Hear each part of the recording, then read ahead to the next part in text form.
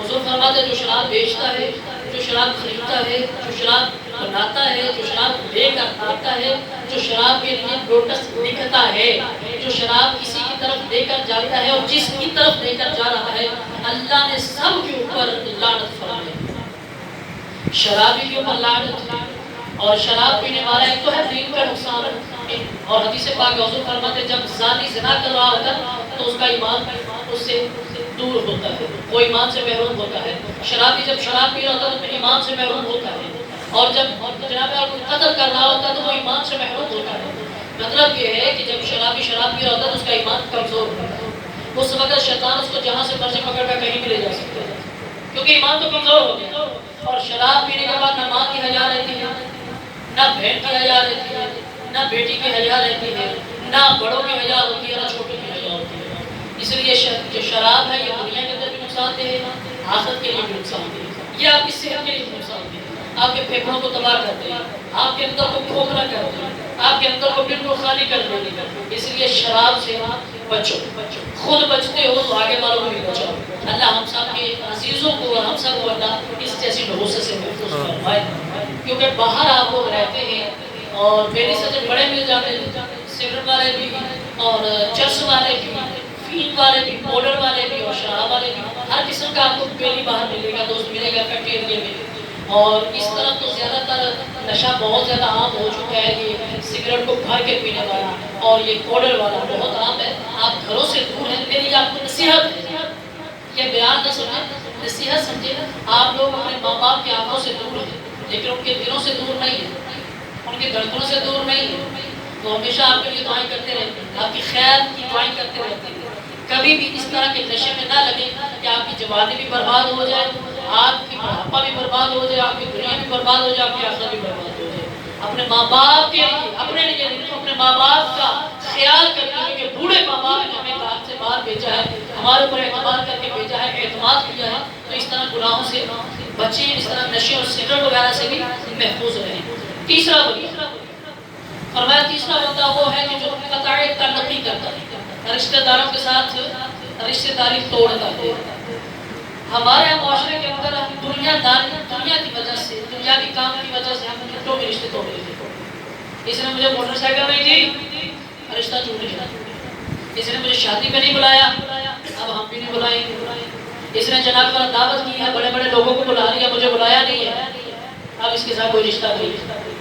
کسی کی مجبوری بھی ہوتی ہے، کسی کی مجبوری بھی ہوتی ہے، تو دنیا کی وجہ سے رشتوں کو نہ توڑے۔ حضرت عبداللہ بن مسعود رضی اللہ تعالیٰ فرماتے ہیں کہ جس مجلس کے اندر ایک قطع تعلقی کرنے والا بندہ موجود ہو، ایک قطع تعلقی رشتہ داری توڑنے والا موجود ہو، اللہ اس قوم کے اوپر، اس مجلس کے اوپر رحمت نازل نہیں فرماتے۔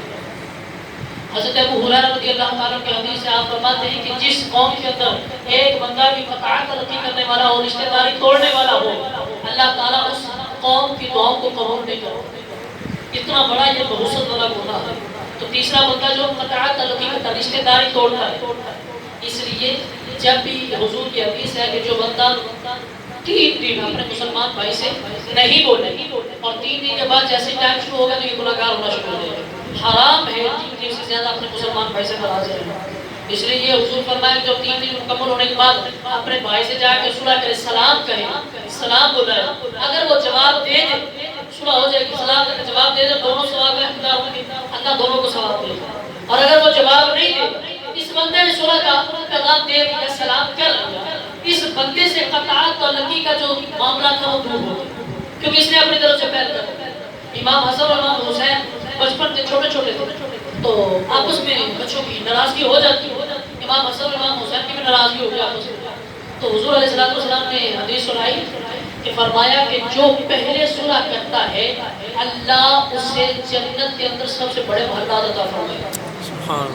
جب امام حسن نے سنی، امام حسین نے سنی، دونوں اپنے اپنے دوسری طرف سے دوڑ پڑے کہ پہلے میں جاؤں گا چاہ کے جنت کے بڑے محل مجھے بھی۔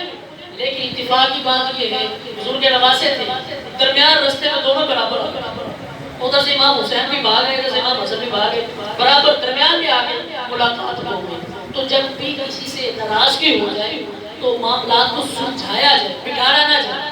ہمارے معاشرے کے اندر ایک کلچر بڑا عام ہو گیا ہے. کچھ لوگ ایسے ہمارے معاشرے کے اندر ہوتے ہیں جو معاملات کو سلجھاتے نہیں ہیں، مزید آگ لگا دیتے ہیں، معاملات اور بگاڑ دیتے ہیں کہ جناب یہ آپس میں دونوں بھائی نا پیار محبت سے رہیں نا.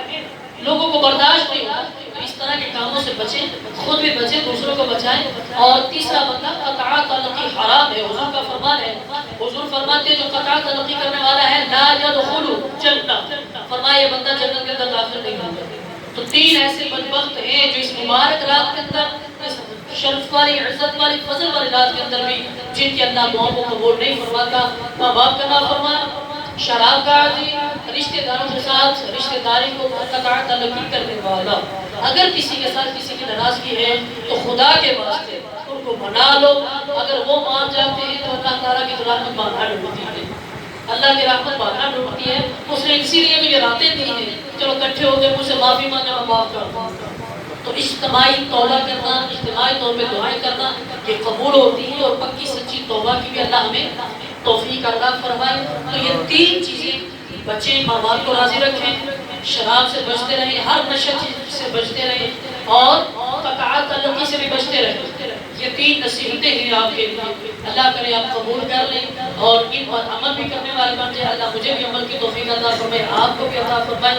تو آج کی رات بڑی مبارک رات ہے، دعائیں قبول ہوتی ہیں. اپنے پیاروں کے لیے دعائیں کریں، اپنے رشتہ داروں کے لیے دعائیں کریں، اپنے عزیزوں کے لیے دعائیں کریں، خصوصاً اپنے فوت شدہ بھائیوں کے لیے دعائیں کریں جو اس دنیا سے چلے گئے ہیں. آج کی رات، جمعرات کی رات، لیلۃ القدر کو، شب برات کی رات جو روحیں ہوتی ہیں یہ اپنے گھروں میں آتی ہیں، اپنے گھروں میں آتی ہیں، آ کر پکار کر کہتی ہیں اے میرے رشتہ داروں مجھے کچھ صدقہ خیرات دے دو، میرے اوپر رحم کرو، صدقہ خیرات دے دو. یعنی سارے سوال کرو.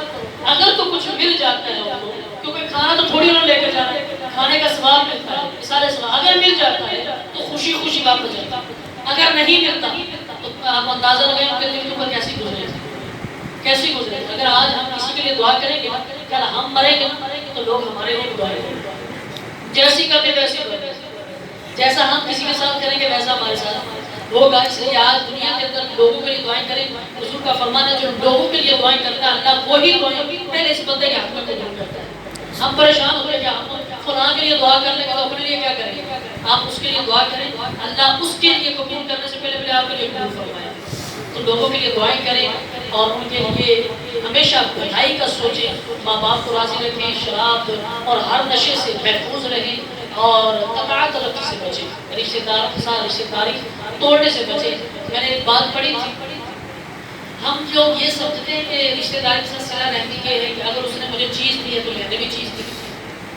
یہ رشتہ داری نبھانا، اس کو وہ کہتے ہیں صلہ رحمی یہ نہیں، یہ تو بدلہ ہوتا ہے. آپ نے مجھے چیز دی، اس کے بدلے میں نے آپ کو چیز دی. میں نے آپ کو گاڑی دی جب مجھے ضرورت پڑی، آپ نے مجھے دی. میں نے پیسے دیے، مجھے ضرورت پڑی، آپ نے مجھے دی. یہ ہوتا ہے ادلا بدلا، یہ ہوتا ہے ادلا بدلا. یہ احسان کوئی نہیں ہوتا، یہ ادلا بدلا ہوتا ہے. فرماتے ہیں احسان اور صلہ رحمی یہ ہے کہ میں نے اگر میرے اوپر کسی نے ظلم کیا، اب اسے ضرورت پڑ کے میری، اب میں ظلم نہ کروں، اس کے ساتھ بھلائی کروں. یہ ہے صلہ رحمی. ورنہ دوسرے ہمارے ساتھ ظلم کیا، میں بھی ظلم کر رہا ہوں، اس نے اچھا کیا میں بھی اچھا کر رہا ہوں. یہ بھلائی نہیں ہے، یہ صلہ رحمی نہیں، یہ ادلا بدلا کر رہے ہیں، یہ لین دین کر رہے ہیں. اگر وہ مجھے چیز نہیں دے گا میں بھی نہیں دوں گا. یہ صلہ رحمی تو نہ ہوئی. صلہ رحمی یہ ہے کہ اگر اس نے مجھے چیز نہیں دی، اس کو ضرورت پڑ گئی میں دے دوں. یہ ہے صلہ رحمی. اگر میرے اوپر اس نے ظلم کیا، اب اس کی باری کی تو میں ظلم نہ کروں، اس کے ساتھ اچھا برتاؤ. یہ ہے صلہ رحمی. تو اس لیے اس کو صلہ رحمی کہتے ہیں. ہم لوگ چیز مل جائے دے دیں، اس کو صلہ رحمی کہتے ہیں. یہ صلہ رحمی یہ ہے کہ ہمیں کسی نے نقصان دیا ہے، ہمارے جسم کو، ہمارے کپڑوں کو، ہمارے کاروبار کو، ہمارے بزنس کو، ہماری اولاد کو، تو اللہ کی رضا کے لیے معاف کرے. یہ ہے صلہ رحمی. اللہ ہمیں عمل کی توفیق عطا فرمائے. وما علیک الا البلاغ.